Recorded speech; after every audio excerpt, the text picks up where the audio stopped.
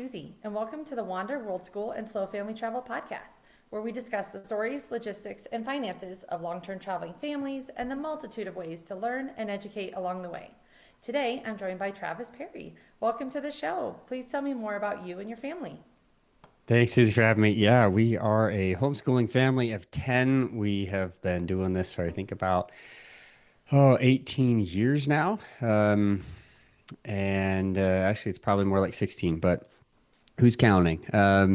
We have three adult children who have made it through the Perry Academy and are off to challenge the world and make a difference and be successful. We have age ranges from 21 down to 1. So there you go. Nice. Big, beautiful family. Yes, Before we thank you. talk about your family travels, though, I'd love to hear more about your personal travel origin story, such as if you traveled as a child or if you have any travel memories that help shape you as an adult. Yeah, so good question. I love this question. So when I was younger, my grandma, I found out my grandma was actually from Denmark. And most people don't even know where Denmark is. So it's just north of Germany. It's this tiny little country that saved about 3,000 Jews during the Holocaust and smuggled them over to Sweden. They are very kind, generous, loving people. And I found out that my grandma was on a boat at 19 and came to the States for religious purposes, actually. And she wanted to gather with those in southern Utah to be with a group of people who call themselves saints, who are members of the Church of Jesus Christ of Latter-day Saints. So that's kind of our origin. I really wanted to know more about my family history. And my grandmother still had her mom living in Denmark. And we call her our oldemor, which means basically directly translated old mom or, or essentially great grandma. And so my great grandma would come to visit every other year-ish for about 3 or 6 months, depending on how long she could come for and just stay. And I felt very inspired to connect with her. And when I was about 10, my mom and dad said, "Hey, we're going to go on a trip to Denmark. We're going to go surprise your great grandmother, and we're going to show up at her apartment and for her 80th birthday. Let's go." And I was just, in heaven because I loved her. She was so sweet. She was so kind. And I loved everything about their story. And I had interviewed her and learned about her and what she'd done. She was a single mom and through World War II, raised 4 kids on her own and just scrappy, incredibly just a strong, powerful woman. And so I was really excited. So very first time I flew on an airplane was to Denmark. I remember flying over Canada and Greenland, Iceland, and just I was enthralled with flying. I thought flying was the coolest thing ever. In fact, since that time, I have been wanting to be a pilot. And we may or may not get to that later, but my dreams became less of a career and more of just a private ambition. But man, I loved flying. It was just so fun. We got there, we rented car, we traveled all over Denmark, visited friends and family, and I think I was hooked. I was hooked. I love traveling. In fact, my parents apparently named me Trevor before they officially named me Travis. And Travis means the traveling one or at the crossroads. So, some people like to buy big, expensive things and cars and homes and, RVs and stuff. And that's great. Everybody has their thing. For us, it is traveling. That's great. That's great that you have that origin story in your name already. Exactly. It's where things started. That's great. So let's talk about some of your family travels. I know Yeah. you've mentioned quite a few trips over the last many years. What's one that sticks out in your mind that was extra special, or one that was really meaningful to you and your family? Yeah. So my wife and I, we were kind of limited with where we could travel, or so we thought. We bought a big minivan, and now we have a transit van that fits 15 people, and we can get all of our gear and stuff. And so we've done a lot of road trips. We lived in Texas for a period, and we could get to the East Coast and we could get to the West Coast in 2 or 3 days. And so we've really covered most of the states, except for New England. There's about 4 or 5 states we haven't hit just yet. But every single other state, except for Alaska and the New England states. So we've traveled a lot. In the vans, we've put hundreds of thousands of miles, and we've just learned that's really fun. So I could talk about a ton of travels, but my wife and I started branching out and realized, hey, there's a lot of other places. We went back to Denmark, we went to Mexico, Cancun area. Actually, during COVID, it was great. Nobody was there. Um, and then we started hearing about this place called Costa Rica. Like, whoa, this is a very American friendly, a lot of expats, a lot of homeschool families talk about it. We looked into Puerto Rico. We've heard a lot of homeschool families moving to Puerto Rico, and there's a lot of tax incentives to do so if you make a lot of money. And so we were looking at these areas, and so we were kind of comparing Puerto Rico and Costa Rica, like, wow, Costa Rica is actually a lot cheaper. Um, Getting there, it's, you got to take a good flight, but we figured it out. And my wife and I kind of scoped it out with some friends, some homeschool friends. And wow, we were just blown away. We were blown away by this sense of what they call pura vida. Pura vida means like pure life. Just enjoy life, live it up. Not necessarily like to extreme, but just really be kind, be gentle to the environment, and just very eco-friendly type of people, and very American friendly because we are their industry. Tourism is their ecotourism is their industry that they support number one, and so we really enjoy that so much that we said we're going to bring our entire family back. So we planned a 5 week stay. So we've never done this, and we packed like all the suitcases, and we had one child on actually two children on missions for the church at the time, so we brought our other six children with us. We brought like the Instapot, the double stroller. We brought a keyboard because we all play the piano. I brought my guitar. Like we brought all of our stuff. It was like we were moving there.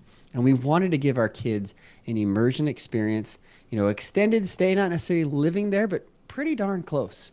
We rented an Airbnb for the entire time and just tried to live with the people, try to be there. We were local at the local beaches, we were local at the local churches, and just really wanted to soak up the experience. And quite honestly, that was life changing. That became, I think, a pivotal moment for our family. Like, if we can do this, what else can we do? What else could we do? And I've always joked around, let's just sell everything and move into a trailer and travel the country. But, why not? Why not do things that, you really want to do, dream bucket list items with your family that could give them just open their eyes to experiences, to people, to cultures, languages, foods that they would never have otherwise, experience. Oh, that sounds really special. And you are bringing an interesting perspective as a larger family. A lot of families sometimes think that, oh, once I have maybe a third or fourth or more of the kids, that travel just becomes maybe too burdensome or maybe too difficult. Lots of kids in lots of different stages of life. How has Yeah, tell me more about travel as a large family. Yeah. What are some of the challenges and the joys? I can imagine a Oh joy yeah. is that like the built-in friends are already there. But what are some of the challenges besides packing everything, including the keyboard and Yeah. Instapot? There are a lot of challenges, but they're not outweighed by the experiences. And that I think of anything in life, unless it's ultra traumatic, we don't remember. Ask a woman who had children, like a woman pregnant brain, like, well, we forget. No, your brain actually puts those memories aside and we focus on the good. And so when I think of Costa Rica, yes, I think of like the amazing things we saw, the monkeys that came in our backyard, the pool that we had every single day that we could swim in, 90-degree weather outside and ultra humidity, but just how cool it was, the beach, the surf spot that was local to a local surf pro that I surfed with. Like there's just all these things, hiking in the jungles, hiking a volcano, hiking waterfalls, swimming in, like I could go on and on and on. Those are the things the brain remembers. I don't remember the fact that we got lost several times because the GPS is not great in Costa Rica. And all of a sudden, the GPS on our way to this volcano stay took us to an abandoned highway. So here we are in the middle of nowhere in the dark. Oh goodness. And I'm like, what do I, it was insane. We spent probably 2 or 3 extra hours trying to get to our destination in the dark, in the rain, and it was so frustrating. And then to add to that, our I think was she was 1.5 at the time. She threw up everywhere in the car because she got car sick, right? So we don't talk about that. We don't talk about the fact that even though you plan everything out, the car rental companies, I think that's the biggest scam in Costa Rica is the car rentals. You have to really, really vet them. And we went ahead and vetted the first one on the first round. No problems. They were A plus. But to find a bigger vehicle, I had to go to a different company.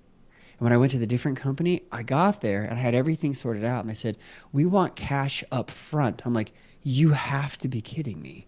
I've never, and I've traveled lots of places, I've never paid cash up front for a car rental. Where does it say that in the contract? And they were just adamant. So here I am with my family who are getting hot. They're waiting. They're frustrated. We just got off a long plane flight.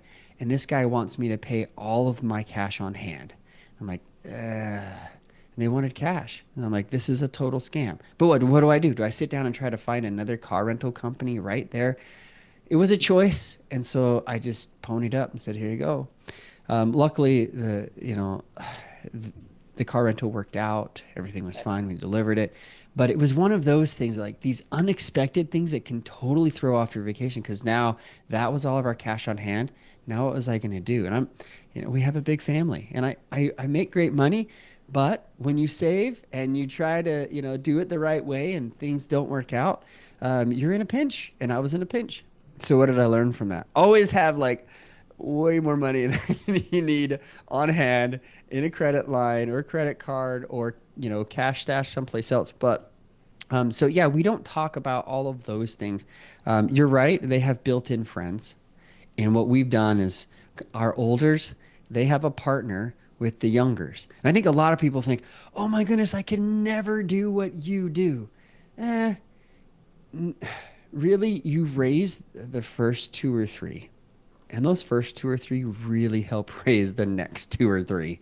I'm not saying you don't spend time with your younger kids, because you do. And they sleep in your bed. And my wife was breastfeeding that whole experience. And there were diapers to be changed. And there were double strollers that we had to pack with us and take to the airport that carried all of our stuff. But there was joy in that journey. It was exciting. It was fun. And the excitement and the fun way more, again, way outweighs all the struggles. So I think if you come into it going, there's not going to be any struggles, you're silly. But just know there's going to be a lot of struggles. There are going to be a lot of challenges. But how can your family work together to make sure that you have a great experience even when those challenges arise? Because they will. It's not a matter of if, it's a matter of when. And if you can prep everyone and train them, then okay, something arises, great. Now, how are we going to fix it? What are we going to do? And so I think our family had great unity working together, um, and trying to tackle these challenges as a family. Oh, that sounds really special. Really. My mom is the oldest of five, so she relates to the being the oldest and helping out and just being part of the family, and it's a little different dynamic. But and I think it's helped her bond with her siblings, be really strong as she's older now. But I thank you for bringing up that perspective of how yes, we don't always remember those challenges, and sometimes they even actually make for funny stories later once you've gotten through it. What is something from one or more of your children that they remember from that trip to Costa Rica? Landing in one spot for a couple weeks really gives you a chance to, like you said, immerse in the culture. What was something that one or more of your children remembers from that experience? That's a good question. And yeah, we land there and we're able to just like we made it our home. Like we got an Airbnb, and I think real quick divergent here. A lot of times we think, oh my gosh, that is so expensive for 5 weeks. Actually, it was almost the same cost for 5 weeks as it was for like 2 week stay. Because with Airbnb, if you go over a month, they give you a huge discount, and I had never known that. So this is a little travel hack.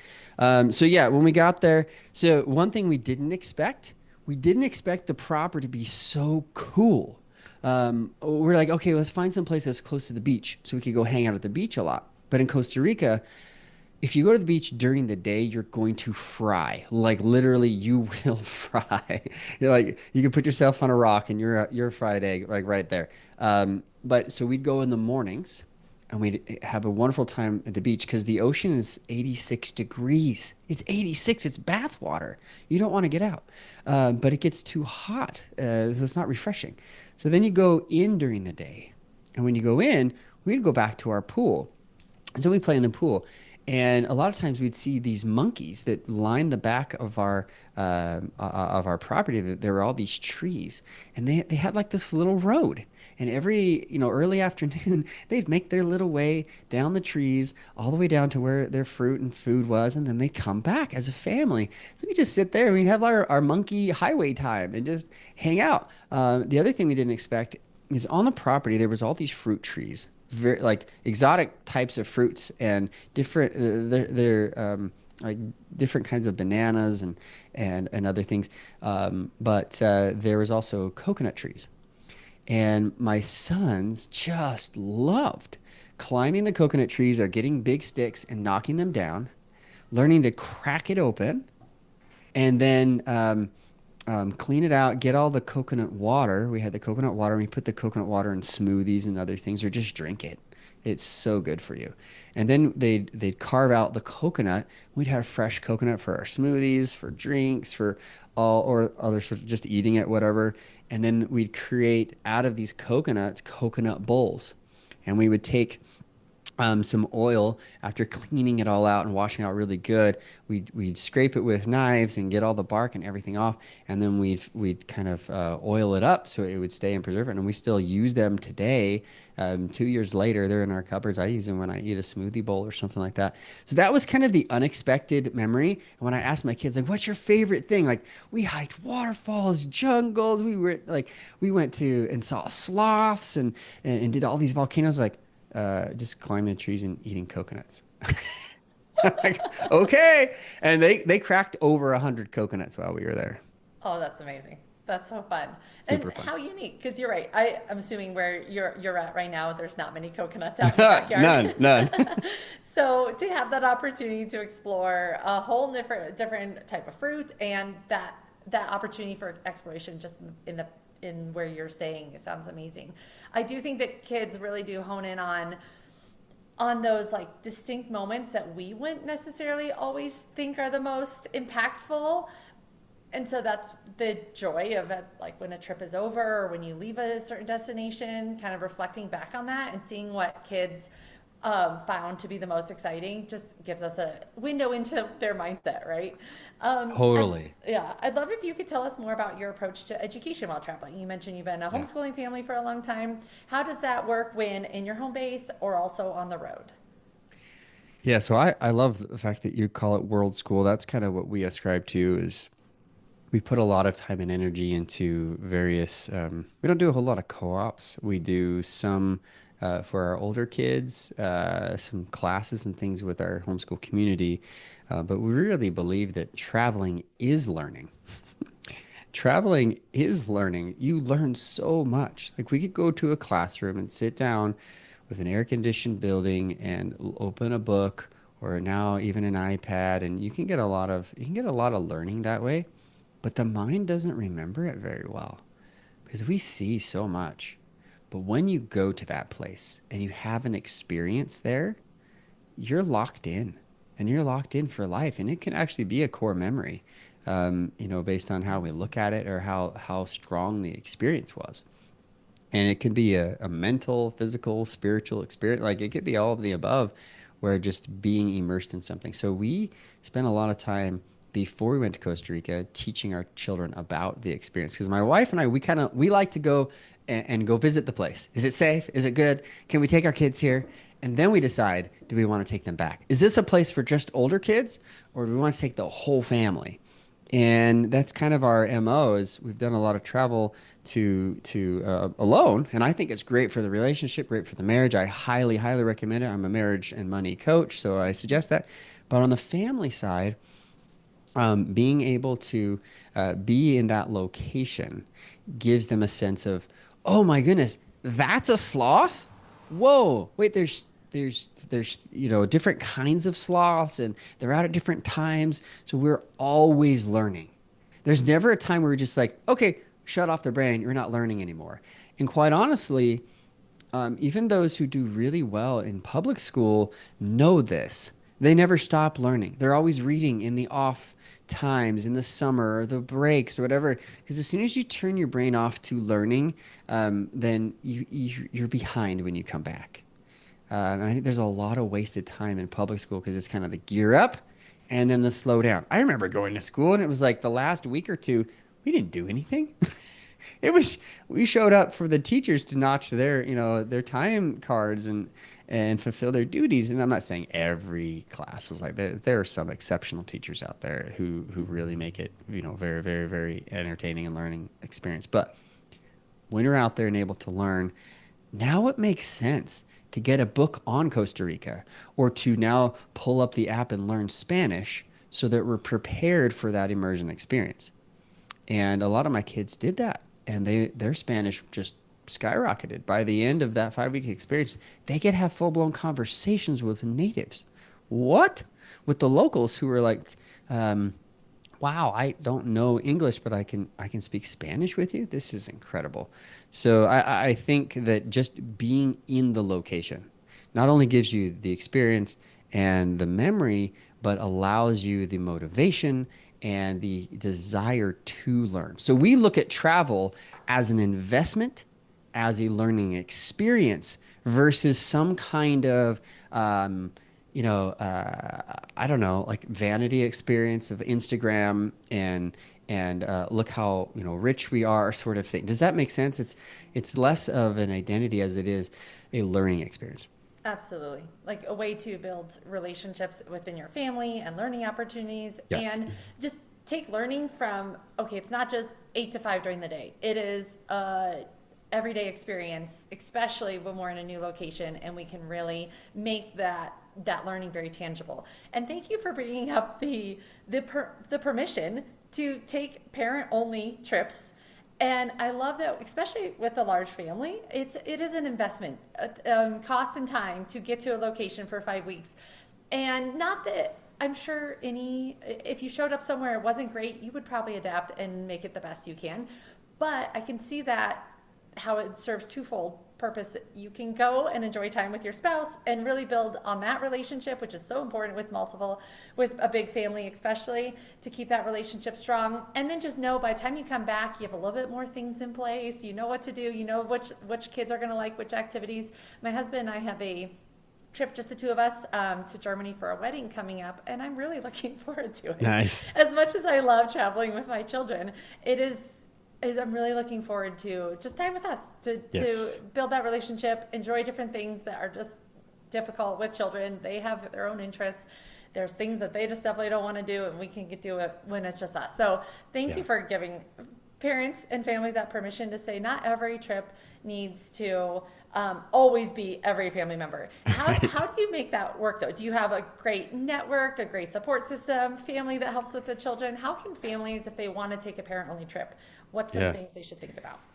Well, a couple of things. Yeah, you need to have the support at home, right, to take care of the kids. I think a lot of families are like, well, I can't go because I don't have a mother-in-law or a mom or grandma or a sister or whoever that can help you. And man, if you don't have that, that's rough, and I can understand that things can be, difficult that way, but there are nanny services out there.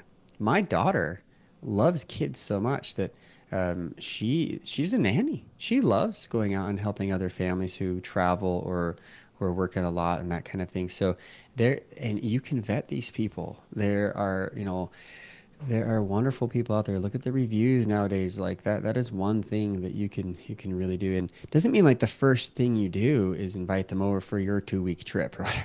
Like maybe have them to babysit once in a while. See, do your kids approve? Can they, be trusted with your own children? And I get it. Like leaving your children, oh my goodness, they're our most precious. I can tell you this. The first day you leave your kids, it's the worst. Oh, I don't want to leave them. And you're traveling and you're leaving. And the last thing you see is crying kids like holding their arms out, going, Dad, Dad. And I'm like, trust me, it's heartbreaking. Yes. I hate it. But being alone with your spouse is absolutely worth it. 100%, 1000%. Because think of all the time you invest in your children, all the time you invest, even if you're on the same page as parents with your kids, helping them, teaching them, they are your world. And for homeschool moms, it's even more difficult because of the attachment, right? And the nurturing natural ability to just really connect. Like they were inside of you, right? Unless you adopted them, like they have that physical, mental, spiritual connection. Understood. Understood. And for men, it might be easier because we leave the home or, we're working. I work from home, so I'm a doorway away. I get to be closer to my kids. So, but I've been where I've traveled around and I've left the home every day. And honestly, I hated that too. It was hard to say goodbye to my little ones because I love them. That said, when you leave that first day, it's a heartbreaking day. But the next day when you wake up, you're like, hey, everything's still good. We're here.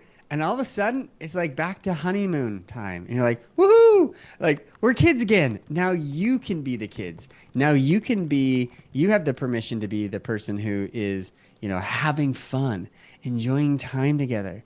And by that third day, you're like, this is amazing. We need to do this like every month. Yes. So I highly recommend like it quarterly. Go away on a quarterly vacation. And I don't care if it's a one night away. Make it a 24-hour period. It feels like just an extended date. And you guys know, you go on a date, sometimes you don't even have enough time to connect on a deeper level because you're too busy talking about the kids or work or whatever.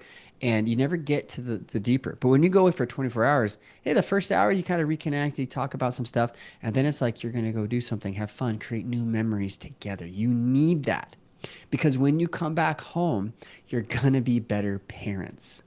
You're going to be more energized and you're going to have a stronger sense of unity for the marriage. And you know what the children need the most of anything in life? They need happy, loving parents. All research. I have a doctorate in marriage and family, and all the research points to children do the best when they have a loving mother and father in the home. So if you want to keep kindling that relationship, keeping it alive, and yeah, helping your kids, then you need to work on that marriage before, first, foremost, highest priority before the kids. So yeah, it works out that my wife and I can travel and kind of check out locations, but oftentimes that's our excuse to get away anyway. Like, we need to go. Let's go find a new place. And so we're already excited. So we just got back from a 2 week family vacation. We did a church camp, and I shouldn't call it a family vacation. We call it a trip because it's a trip. That is a Um, distinction. okay. But in September, I'm taking my older four who they all can basically drive themselves. They have their own cards, credit card or debit cards and accounts, and like they're self-sufficient. So we're going to treat them like adults on this trip. And we're going to expect them to come up with ideas and solutions and have a lot more freedom. Because we're not running around looking for little kids. We're not asking them to run around and look for little kids. It's a vacation. Mhm. And then in October, I'm taking my wife to Italy alone. And we're just going to have a ball. We're just going to be little kids in a candy shop, like just going to go run around and see all the sights and have a romantic trip alone. And I know you can do, various varieties of these things. And it's just really fun to connect with your elders, having the family unity, but then getting away alone as a married couple is vital. Absolutely. Yes, you mention it as an investment in your relationship, especially with your spouse, but also your children, your older children that are going to remember those trips even more than the younger ones. Um, behind the scenes though of every trip is the financial and the logistical side of it. You have a lot of Yes. trips coming up. How do you fund your travels, and any financial advice to those who want to start traveling more? Sell everything you have and invest in travel. No, I mean, so I am fortunate that I run my own business, and I do help a lot of business owners with their time management, with their family, and with their financial situations. Those are the three things that I do to help them. I consider myself like a balance coach or mentor, kind of my thing. You can learn more about me at maketimeinstitute.com if you're interested. But what I do allows me the time and the flexibility. So some homeschool friends of ours, they don't have nearly the time or flexibility that I have. So they have learned to really kind of have longer work periods, and then they save their time off days, and then they bunch it into a month or so. And they came with us, so I know it's possible. You do not have to be self-employed, but you need to have a place that appreciates some of that balance, some of that getting out and do. However, it is much easier talking with them. They know it's a lot easier for us to just be like, yeah, let's put that on the calendar and make it happen versus, oh my goodness, there's that stress. Um, the financial side, this is a fun one. You just have to decide where your values are. I teach this. Like, I believe you balance is actually not doing everything at the same time. It is focusing on your highest priorities in life and what you really value. That's how you feel psychological balance. I did a master's in psychology, and I've studied identity psychology and personality psychology and all these things. And I found that really the truth of the matter is when you're doing the things that are really most important to you, you will feel fulfilled. You will feel balanced. So then how do you translate that to money? Well, a lot of people, they go out and they listen to money gurus, they listen to their friends, they do the things that they think are going to bring them a desired outcome. And they may have a lot of money, they may have a lot of resources, or they may not, depending on who they listen to and what their habits are. But if they're not putting their money where their values are, then they're going to be feeling, less fulfilled. They're not going to feel balance in their financial life. So this is the connector. And for us, my wife and I, like what excites us the most is travel. Is traveling with ourselves, each other, our family, our older kids, like I said, like those various variations and stuff. That's what lights us up. So we don't buy the boat, like half of our neighborhood does. We don't have the camper trailer. We found that it's just better for us to take a big van and do Airbnbs. Well, That's so cool. that's just what we do. And there's a lot of things we could buy that, I mentioned my kids like, oh, look at that cool Tesla. I'm like, I could have like five of those for this trip. No, just kidding. But no, I'm totally exaggerating. But it's that mentality of like, yeah, you can have whatever you want. If you make good money, you can literally buy stuff, but stuff doesn't bring family unity. Stuff doesn't bring learning experiences, really. I mean, it might help. Um, but what does, and what my kids will always remember is that Costa Rica trip.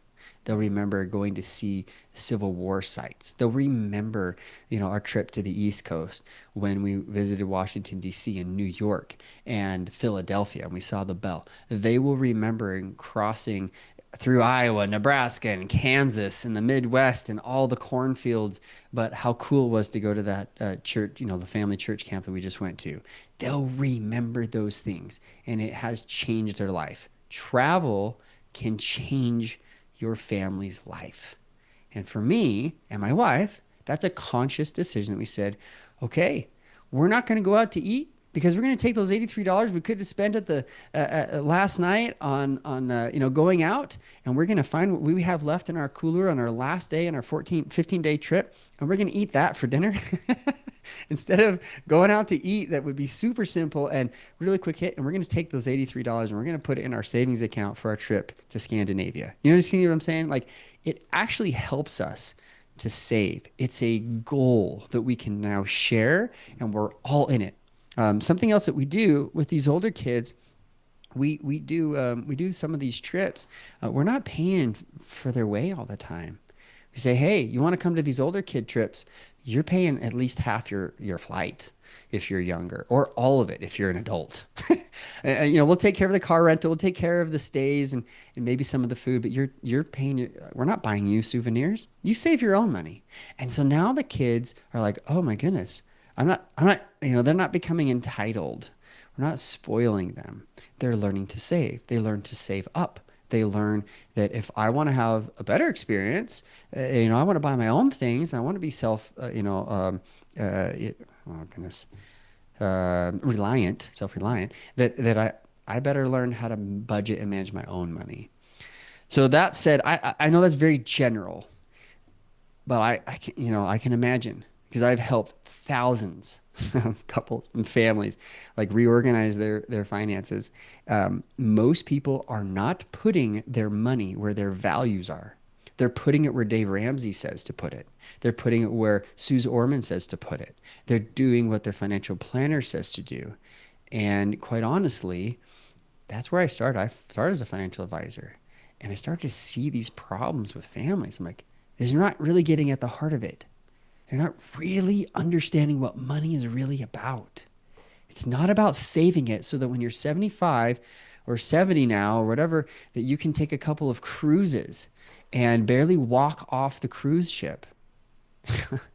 And I'm not saying that's a bad thing. That's great. You want to do that? Fantastic. But we have chosen like this is something we want to do now. We want to enjoy, we want to learn, we want to explore today and be able to have the money. Now, that said, God is good and he blesses us. And because we've decided to give a lot to him and a lot of time and energy, I believe that he prospers us when we follow him. I believe in the law of prosperity, which is the law of the harvest, and it talks about in the New Testament. Sorry if I'm getting on the religious soapbox here, but just real quick principle: what we sow is what we reap. And so I believe we put it out there to God and say, hey, this is what we enjoy. This is what we would like to do. He's going to help us along that way. And there have been plenty of times where business has been tight. I'm like, oh, what are we going to do?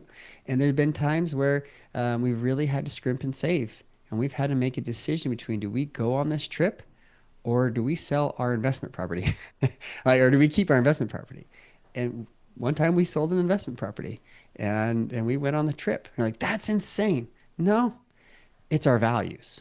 And when we live those values, we feel fulfilled. And so that's what I suggest. That anybody out there who's like, oh, I don't know how I could do it, blah, blah, examine. If travel is not really high up on your financial values, don't do it. Like, don't be pressured to do it because people you see on Instagram are doing it. And don't do it because I'm saying, oh, it's so great. Examine it, try it out. And maybe as you look at your own values, you look at your priorities financially, maybe it is a little bit higher up and you're not putting as much money towards that as you should. Open a travel account, a basic savings account. Just throw money at it and say, we're going to put this for this vacation, this family thing, this, overnight quarterly thing for our marriage. Invest in that. Because once you compare that to, wow, we're spending all these on streaming services, on, sports, on whatever it is for your kids, and you're doing all these things, but is that really where your values are? So I talk a lot about that in my book, Marry and Grow Rich. I teach you how to prioritize. I teach you how to do this as a married couple, which you can get at marryandgrowrichbook.com. That's a perfect phrase to encapsulate what I think is part of travel planning, spending time as a family, those priorities, finding that balance is, I like that you mentioned how, well, let me back up, that it is a balance between priorities now and later, but it all boils down to values. And we've talked about that with my husband. Like, our values are travel, skiing, and languages right now. And so I realize that those things cost money, but I feel good putting our tool money into those things because we've identified it as a value. And then other things I've said we're going to drop off that as expenses because it's not a top value. If maybe I'll just kind of snip in here. I can edit Yeah, this out. I kind of like to feature just any numbers that you feel comfortable sharing. You mentioned the Costa Rica. If there's any sure. numbers that you feel comfortable, like how much was the Airbnb or how much you spent as a family that month, just so if Yeah. someone's like, hey, I think I could tack in a long trip to Costa Rica, like if they were going to start spending, Yes. putting together a travel savings account, how much could they think or plan on saving in order to do something like that? So, Yeah. to get a better idea of some past spending, what is a financial snapshot of 1 month of travel on your last trip? If it's like Yeah. Costa Rica or maybe even that Sure. family trip you just took. Yeah, I'll do Costa Rica and the family trip, kind of do a comparison here. Great. So with Costa Rica, again, one of the biggest hurdles was the car rental. And because, most car rentals you can find five or six passenger, especially in Costa Rica, highly, highly recommend a four-wheel drive vehicle. Um, Driving there is crazy because most people don't have driver licenses that they get education for. They get the license and then they go and they practice on the road. It's kind of backwards. It's horrible. So It's a that's my different thing. biggest thing is like just be careful and drive cautiously because they don't and they don't follow the rules. In the first few days, you're like, oh, I'm going to drive cautiously and carefully. And then all of a sudden, you have a semi passing you on the right side. And you're like, what? And then you've got Whoa. like motorcycles, like scooters passing on the left and they're hanging out right by your window. And you're like, what are you doing?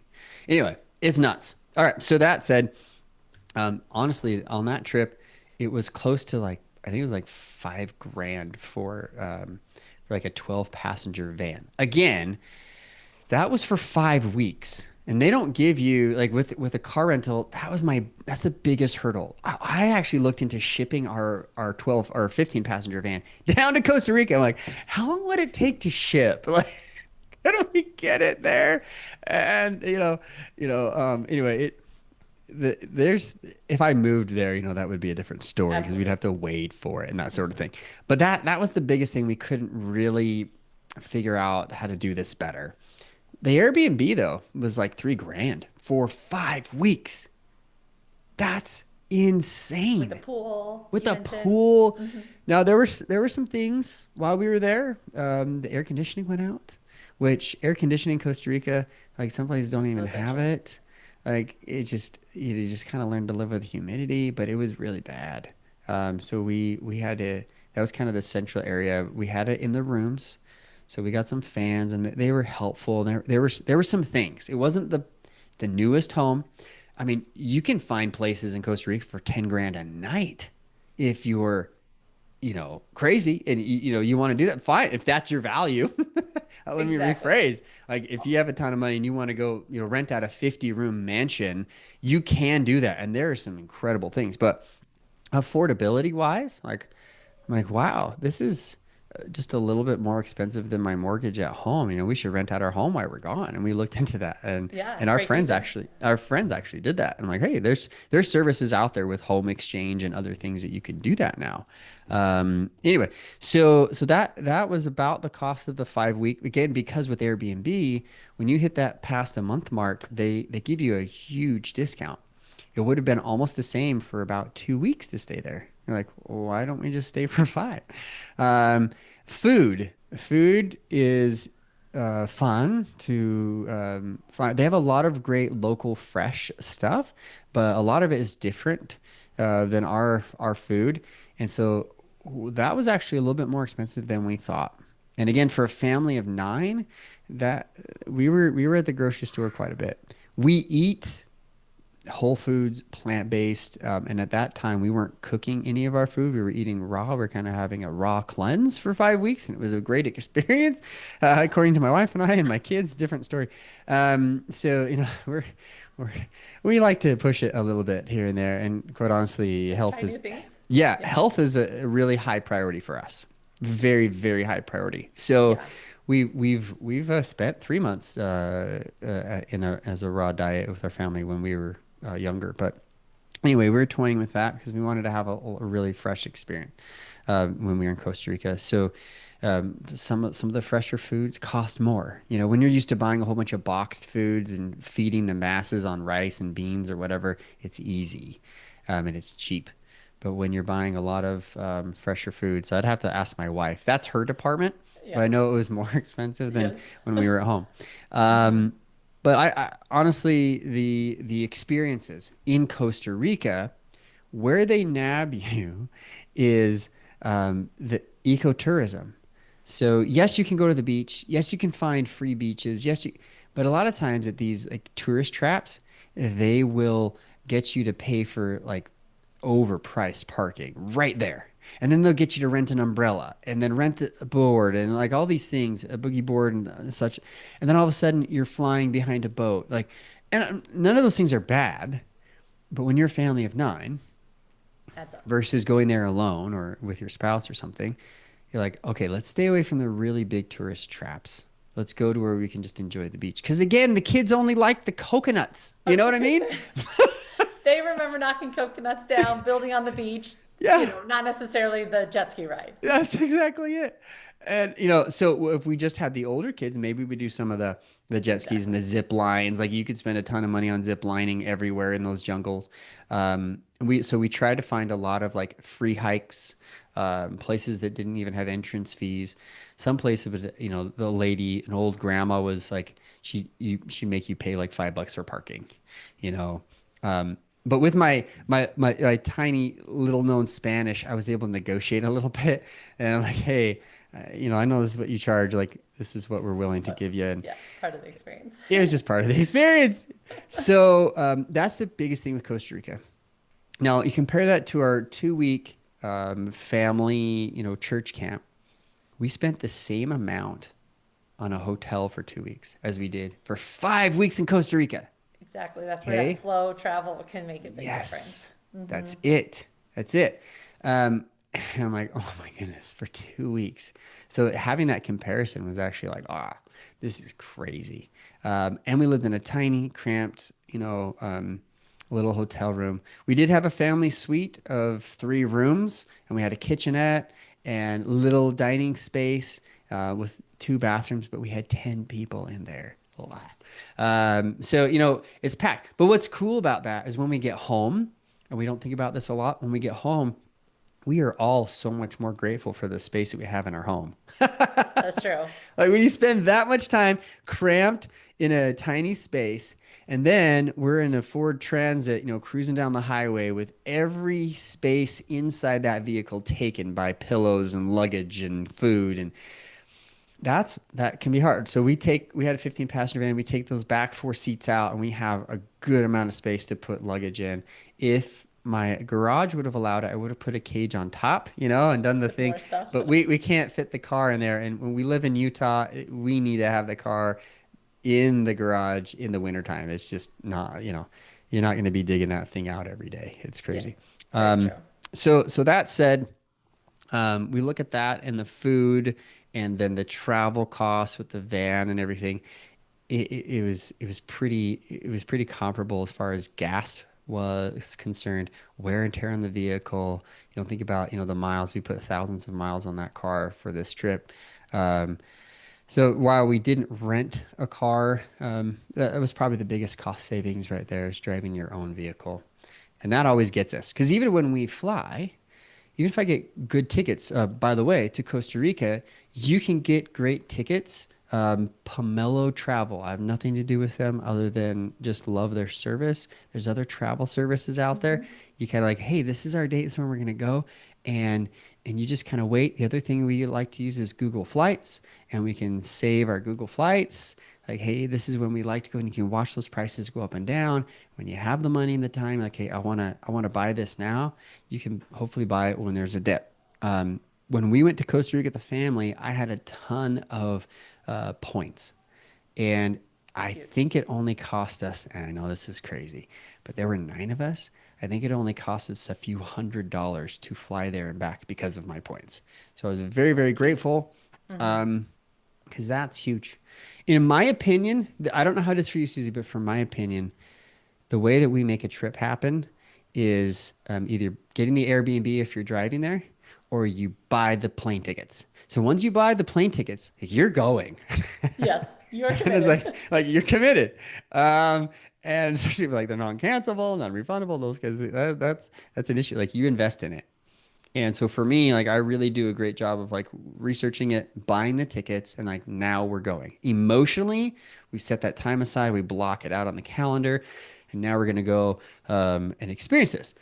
The next thing we look at is if you're flying there, you've got it, it's the car rental. So again, Costa Rica was a lot. And my wife and I, we always do this like, well, do we drive? Is the time worth it? Because sometimes the time is not worth it to get in the car. And if it's like a 3 or 4 day journey or whatever, it might not be worth it with schedules or whatnot. That's kind of the balance there of deciding, do we actually, pony up for the plane tickets. So one time we flew to the East Coast and we rented a car and we just drove around in a loop in Philadelphia, New Jersey, Pennsylvania area, Ohio. We saw some church related history sites for our church, and we had a great time. And then we flew back. And I was like, wow, that was, that was a different experience and that did cost, but we had really cheap tickets on Frontier. They actually have great rates for families. If you sign up for their, oh, I can't Yeah, the remember what they're discount called. den. Yes. Discount Den. Like sometimes you're like $19 to fly to the East Coast from you. What? One way sometimes for like 19 bucks to get there. Like it's kind of insane. Yes, they're And going to hit you on some other things, but yeah, that's luggage. true. Luggage. Yeah. But and especially if you're able, with the homeschooling family, you can maybe Oh travel yeah. on that Tuesday flight. You're Oh not yeah. subject to school breaks. Precisely. And that makes a big Yes. difference with flight costs from what I've seen. We And travel Tuesdays. Yep. yes, Tuesdays, Tuesdays. Thursdays. Yep. We've discussed a lot of great resources here. Is there anything else that comes to mind as a resource that's been helpful for your family when it comes to either trip or travel planning, schooling on the road, Yeah. financial tips or tricks? Um, yeah, I didn't really talk much about kind of the technology. Okay, Um, yeah. there's some technology helps out there. And my wife, she's better on this because she's involved in it. I know there's some programs, depending on where you live, in the States that might help you get resources to fund this. I wish they would pay for our flights and whatnot, but I'm just kidding. It's helpful, but I would say be resourceful. There's a lot more help out there than you probably realize. And ask others who travel a lot. So we have families that we stay in touch with, and they may not be our bestest friends in the world, but they're traveling a lot and they're homeschooling. Like, hey, what have you done? What's worked? We're planning to go to Cusco and hike Machu Picchu. What worked for you when you were there? Oh, watch out for that. Oh, interesting. So I think being resourceful. Yes, you can find out a lot on Google, but a lot of times, again, if you understand how the Google search works, sometimes not the best information is found at the top. Sometimes you really have to search and you have to find, and quite honestly, there are a lot of travel blogs and things. We follow some of those, but a lot of times what we have found is just people who have been there and done that. I found a sweet lady who she was at Machu Picchu and found out she was allergic to some plant that she touched and almost died. Like, okay, so now note to self, Yes. don't touch that plant. It's like, so again, blogs, and other things, but people who have been there and done that. So great to talk to a human these days and find out what worked for them, what did not work for them. And interestingly enough, with my work, I've actually used travel to help married couples. So I do a retreat now in Costa Rica every year. I'm doing one in February on Valentine's Day, where I'm bringing couples now because I've been there several times. I know the lay of the land. Yes, I am partnering with a company that's helping us put this all together, but I feel absolutely confident having that retreat there with these couples. So now I'm making money off my travel and it will pay because I'm going to bring my whole family. It'll pay for our entire experience. I'm not saying you have to open a travel company, but be resourceful. Maybe there's something you can do. Maybe you can start a blog. Maybe you can do a YouTube channel. Maybe you can be a resource to others and pave the path for them. Like, so that's my thing. Like my dad always said, where there's a will, there's a way. Absolutely. And if you have a desire to do this, you want to do some slow travel, you want to travel with a big family or small family, whatever it works for you, um, be resourceful. And you will find that there are people out there very willing to help. Yeah. Well, that retreat sounds very fun. Valentine's Day is actually our anniversary, Oh, what? and Oh, you guys should come. and if we are going to be back in Spain, which is a little bit of a jaunt to Costa Rica, but I want more information about that. For And so, sure. if people want to connect with you, learn more Yeah. about your resources, especially this upcoming retreat, where can people find more information about you? Yeah, the best place for them to go right now is my company website, maketimeinstitute.com. And they can sign up for the newsletter. They can follow my blog. I have both my books, Achieving Balance and Mary and Grow Rich, on that site they can connect with. If they want to know more about the retreat, let me just give you the retreat. It's called coupledevelopment.com/retreat. Hmm. And, I'll throw that, at you to utilize for couples. And it's really for, again, I was talking about how couples need this time away. It is so vital. But it's also great to spend some time talking about how are we doing financially? Where are we? How could this work? How can we better make our financial experiences line up with our values? So that's what I offer. It's a week-long event, but definitely connect at maketimeinstitute.com. If you want my new book, I'll give you that third. This is a direct resource, maryandgrowrichbook.com. And I got it for $5 online. You can get the ebook, the audio. It's available on Audible. It's available on Amazon. But if you want it directly from me and you want to get it for a better price, then you can go there. That's great. This is great resources. A good chance to end on is getting people thinking about their relationship, their travel, future travel opportunities, putting those things into place so that they can have more travel.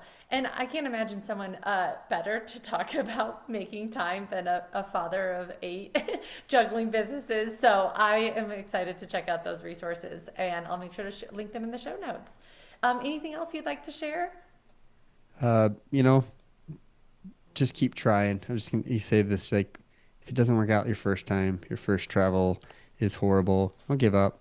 It is so good for the family. And again, it's so good for your relationship and just you as an individual. Like a lot of business owners struggle with this. They think, well, if I leave my business, it's going to be gone. Or if I leave my job, somebody's going to like, yes, we have a lot of fear of what could happen while we're gone. But you know what happens to me every time I go on vacation? I come back with a renewed ambition to Mm-hmm. work harder, smarter. And sometimes a lot of ideas come to me because sometimes we're so close to the business, we're so close to our family. Mm-hmm. Hmm. So that when we come back, my wife's got like new ideas for homeschooling. She's got new ideas for parenting, and I got new ideas for, the business and other things that we're working on, that it gives us time and space for the brain to think. It gives us time and space to be away from what it is we might be so stressed about. Again, travel is an investment. Investment for your mental health, your relationships, your learning, like so many things that I really could not recommend it more. Oh, that's great. Thank you so much for sharing all your insight today. I'll go ahead and Absolutely. stop recording.